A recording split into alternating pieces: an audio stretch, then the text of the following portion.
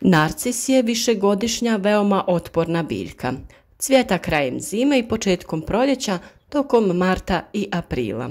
Na cvjetnoj stabljici se razvija jedan cvijet. Cvijet se sastoji od 6 latica i trubastog tučka.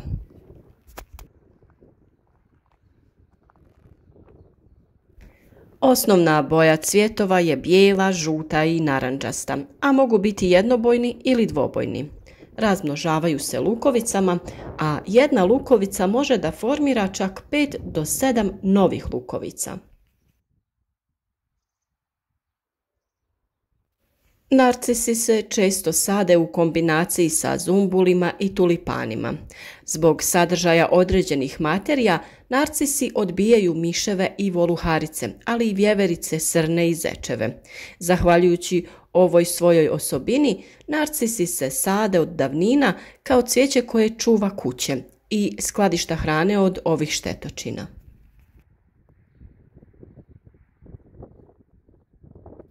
Možemo ih saditi u voćnjacima kako bi zaštitili stabla od miševa i voluharica, ali im tokom vegetacije treba obezbijediti pola dana osunčanosti.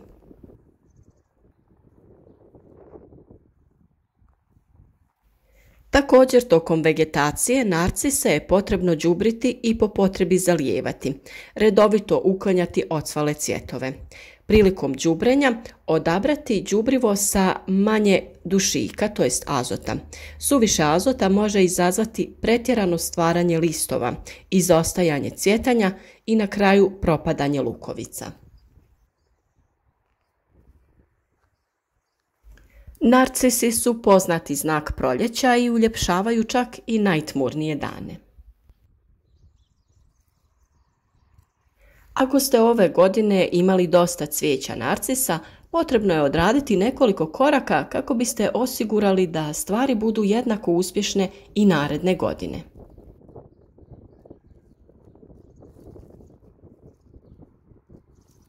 Ono što je za narcise vrlo bitno je pravilno odrađivanje orezivanja, kako bi biljke naredne godine bile opet bujne i kvalitetne.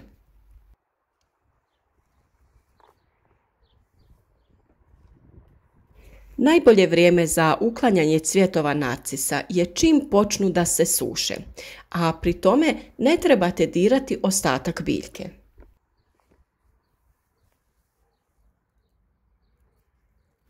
Ukoliko ne uklonimo cvjetove, lukovice će u suprotnom potrošiti znatnu energiju pokušavajući da stvore sjeme.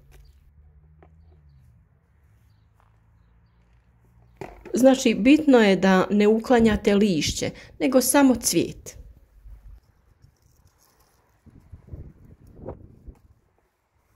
Jednostavno rečeno, lišće apsorbuje energiju sunčeve svjetlosti, a kroz proces fotosinteze energija se pretvara u hemikalije koje proizvode šećer, hranu koja održava cvjetanje lukovica iz godine u godinu.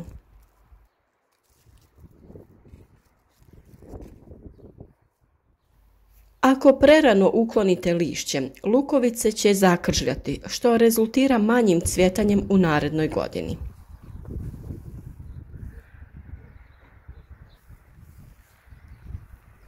Vitalni rad cvjetnih listova je također razlog zašto narcise uvijek treba saditi na jakom suncu.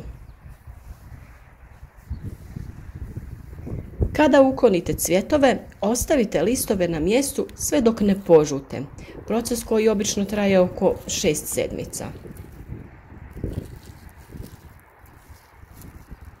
Ponekad ljudi pletu lišće ili stavljaju snopove sa gumenim trakama, ali to se baš i ne savjetuje. Umjesto toga, razmislite o načinu da kamuflirate lišće. Na primjer, posadite višegodišnje biljke koje će sakriti umiruće lišće dok rastu u proljeće.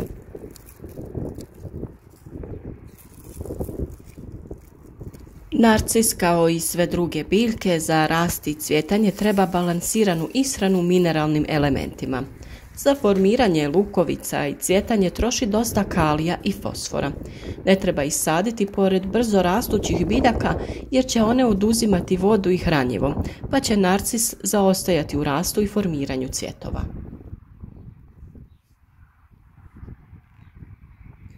Potrebno je pripaziti na količinu dušika pri gnojenju jer prevelike količine mogu dovesti do pretjeranog nastanka listova, izostanka cvjetova i propadanja lukovice.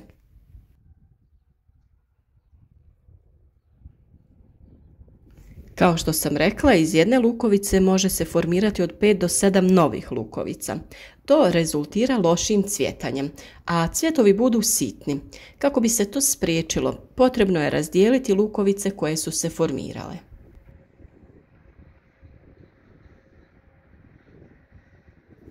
Iskopane lukovice se pregledaju, odstrane se oštećene i sitne lukovice, kao i one koje ukazuju na simptome neke bolesti. Odabrane lukovice se prosuše i smjeste na prohladno i tamno mjesto. Temperatura na takvim mjestima ne bi trebala prelaziti 17 stepeni.